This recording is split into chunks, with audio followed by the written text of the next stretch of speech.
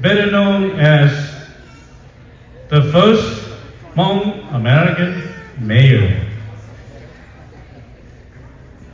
His remarkable journey in public service began in 2012 as a trustee on the Elk Grove Unified School District, followed by his election to recognize as he assumed the role of the city's vice mayor in 2025, leading to his historic election as the city's second directly elected mayor in 2016, becoming the first Hmong American mayor or the first Hmong descent, and subsequently leaving politics in 2020 and entering into the private sector world.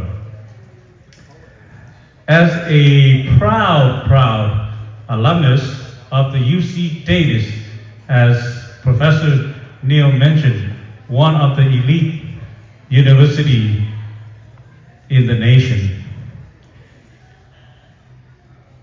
At the UC Davis campus, he holds a degree in sociology and political science.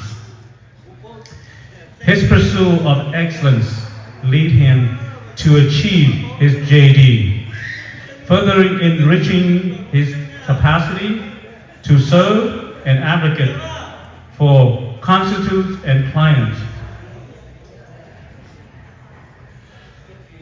With a steadfast dedication to the public education and a heartfelt mission to support incarcerated youth, foster children, and homeless students,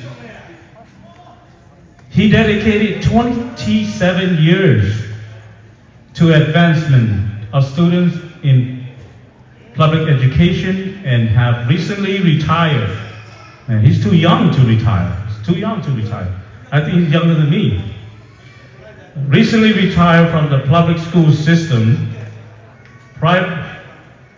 He is now currently serving as the president, as the CEO of a private company overseeing 30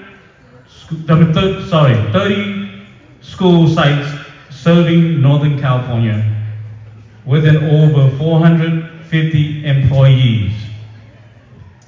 And he is also the president, the CEO of Hmong California Chamber of Commerce.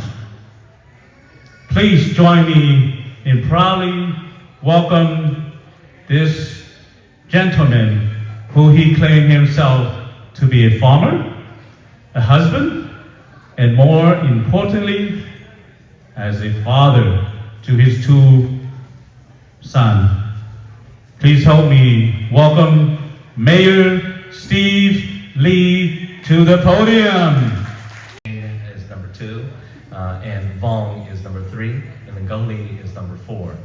The reason why I bring that up is because it's not so much important that you are the first. It is the fact that we are able to repeat it over and over and over again. That is a sign of success. Sometimes being the first is not necessarily being the best. Sometimes being the first means that you can show the rest of the people that it's possible. And I think that to take part in this journey here in America, each and every one of us from a place called Samoa, many thousands of miles from here, it is a miracle. It is amazing that when I look to the audience, I see successful people. It is amazing that I hear Aiden's story. It's amazing that I hear Sanisa's story, because all of these folks are descendants from this special place on Route 7, per Professor Neil. Before I go into my talk, I promise I won't take that long and start with all of you.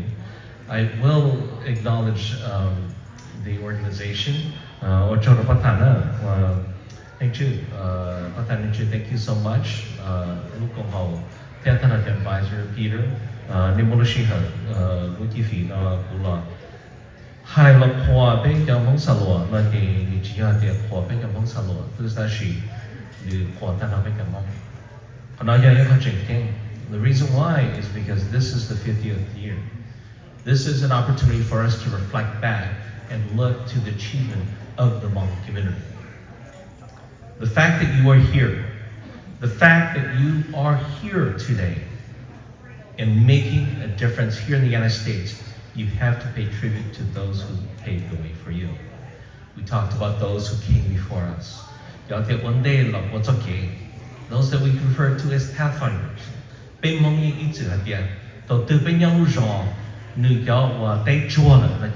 going to go find the next village. And who do we select to go find the next village? The most capable people.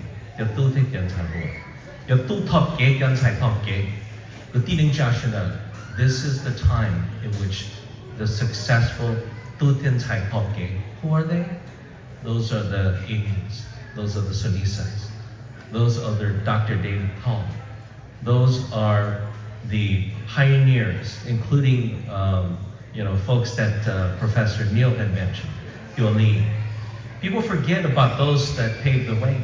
When they make it, they think that they did it all by themselves.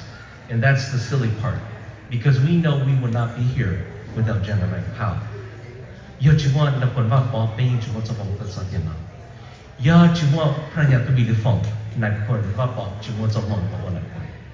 There is a cycle, there is a chain reaction that is caused because of those people who came before us. And to not acknowledge the legacy of the Hmong community by your achievement is neglecting your own self-worth.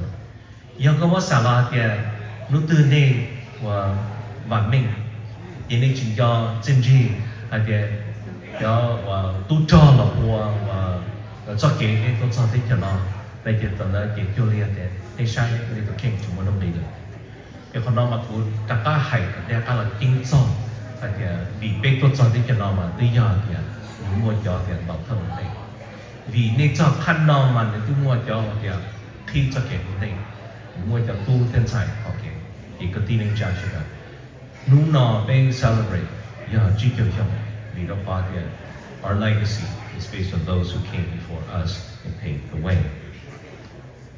It's amazing that just a short time ago, 50 years ago, 10 years old, carrying M16 and Pocaramin. Instead of carrying pencils and papers and backpacks, they were carrying ammunition and guns. It's amazing that because of your forefathers, because of their work, we've been able to exchange that for backpacks. We've been able to go to the prestigious universities that we only heard about: Stanford, Berkeley, Harvard, Yale. Not only our students are going there, but we hope that one day our students will also be the leaders of these universities. We hope that not only we have city councils and school boards, but someday our Hmong community will see somebody in the White House that is of Hmong descent. That is the dream of General Vang Pao. That is the dream of Pranyat Tuvidifong. That is the dream of those who came before us. If you see the same thing, then the next 50 years is many wonderful things that yet to come. And I look forward to that as we will someday be celebrating that. Our story is just the beginning. It's a story of belonging to a group. And for this particular event, it's from the Salwa area. Professor Nell Keller talked about the different groups, the different clans for the day. Basically, we all know each other. All of you know my parents. I know your parents. But that's what's so special about it, because the location, the proximity for this particular village and the role that we played in the Secret War is so significant that many of you young people have no clue that how important this is. That's the reason why Professor Neil went and talked about all these names of individuals that you only heard about.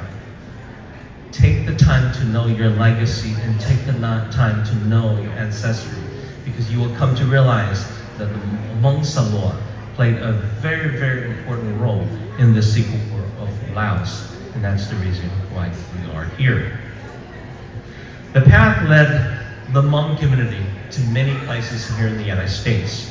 When you look within the past 50 years, we have the Hmong community up in Detroit in the automobiles assembly lines, to the knitting factories of North Carolina, to the rice fields of Georgia, and to the Central Valleys where many Hmong farmers have invented tools for the strawberry harvest and the cherry tomato harvest. These are inputs that the Hmong community have contributed to the agriculture and also in the industries here in the United States.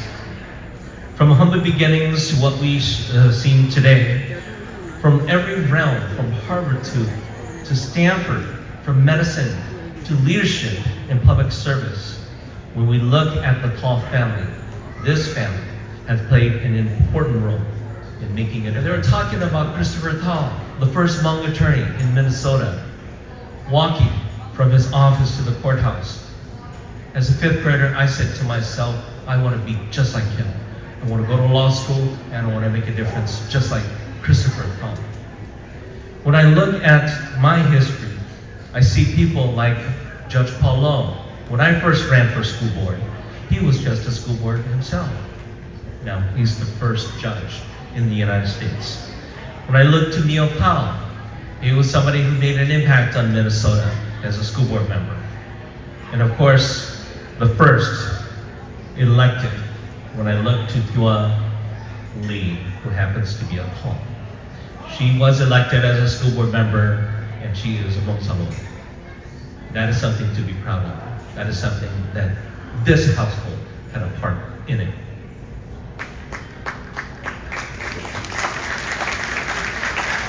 When I reflect back, God bless the Hmong community as we are about to embark on another 50 years of tremendous success. Thank you very much.